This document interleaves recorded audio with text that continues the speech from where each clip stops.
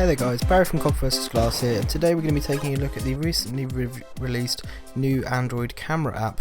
Now the great thing about this is that it makes the interface a lot better than we previously had, so let's dive in and have a look.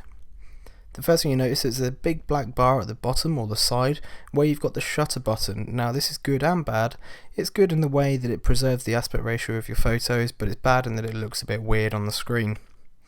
If you press this little button on the side here on the right, we get our menus. We've got a grid, we've got the HDR function, which then brings up extra features when it's turned off, such as manual exposure control, which is you can just do here with the buttons. This is a lot better than the previous app, as you had that hidden sort of menu that was very difficult to navigate through, whereas here all the settings are exposed and are just a click away. Of course, we can rotate the camera around and we can see ourselves, and we can flip it back to see the normal view. To get the rest of our functions, we swipe out from the side. Now of course we're on the camera mode, so that's the one that's highlighted, but we can switch between video, we can switch between lens blur, which we'll go into in a second, panorama and photosphere. Once we bring out this side feature, we now have this settings cog icon. We're just going to have a look at these. So we've first of all got resolution. Of course you can change the resolution of the front and back cameras, video resolution and for the front and back camera. And we've also now got an option that allows us to change the resolution of our panoramas and photospheres. This is great because previously the resolution was actually really low. We can also change the lens blur quality as well, which is an effect we're going to have a look at in a second. The save location option we have, and we have advanced settings. Now in here we've only got manual, which is a bit strange. It's a bit of a waste of space if you ask me, but apparently there is going to be more advanced features later on. So let's go back and have a look at the camera itself. We of course have a tap to focus if you want to manually focus, and then we can just take the photo. You can get a nice peek of the photo there on the right hand side. If we switch to video mode, the first thing you're going to notice is that we've got a little icon in the center of the screen. Now this actually kind of not fixes, but just helps an issue that I really hate, which is vertical video. I've posted a lot of things about this before and I absolutely hate it. This just simply prompts the user to rotate the phone into landscape to properly film in a landscape orientation. It won't stop you filming in portrait, it's just kind of a nice little hint. Here we can of course change the settings again. We've got the flash and the grid, and of course we've got the record button, and you can see here when we actually record the video it takes up the full screen to give you a nice widescreen aspect ratio to show you actually what you're filming. If we slide across again, we can see the video that we've taken and we can preview it. And we can go back to the camera as it is here.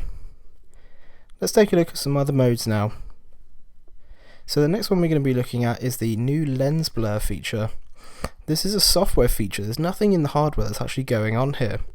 What happens is when you take a photo, you'll be asked to move the phone slightly upwards. Essentially what this is doing is giving the software a bit of an idea of what's in the foreground and what's in the background. Now you can see here that I've actually sped up this part of the video because unfortunately this new camera application, although it does add new features, it actually adds quite a lot of processing time to a lot of the things it does. Once it's rendered this video, we have this option when we go into the edit menu to actually change the blur effect. We can move the focus point and we can change how much the background and foreground is actually blurred. We'll get into why this doesn't actually give great effects when we see the results, and this is simply because there's nothing in the hardware giving it depth information. It's all done in software. Again, I'm speeding up the video here because you can see actually rendering these images and processes them actually in my opinion takes way too long and actually diminishes the experiences quite a lot. As we can see in the photo here, it's after it's rendered and after we've actually got our final result.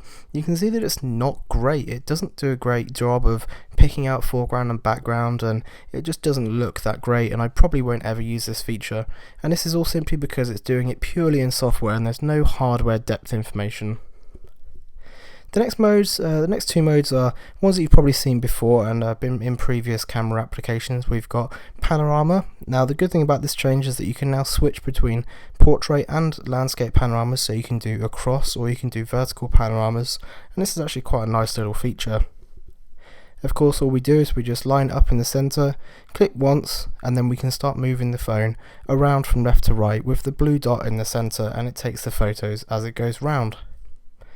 Again, once you do all these, you will have to wait for the final image to process before you can actually look at it. And you can see here we have the rendering video, and once it's done we'll get our final result. Photosphere is a very cool feature. It essentially gives you the ability to take Google Street View photos on your phone. Now, as I said earlier, with the recent change to the settings, you can now take maximum resolution photographs. Essentially, this means if you take a full photosphere on the Nexus 5 covering every single point, you will end up with a photo that's approximately 50 megapixels in size. The good thing, of course, is that it will give you a really crisp image that you can share online. The downside though is it's going to give you a pretty large file. With menus that were previously hidden and new modes to play about with, this new camera application makes a great addition to anyone's phone. This is Barry from Copper vs Glass, and I'll check you guys in the next video.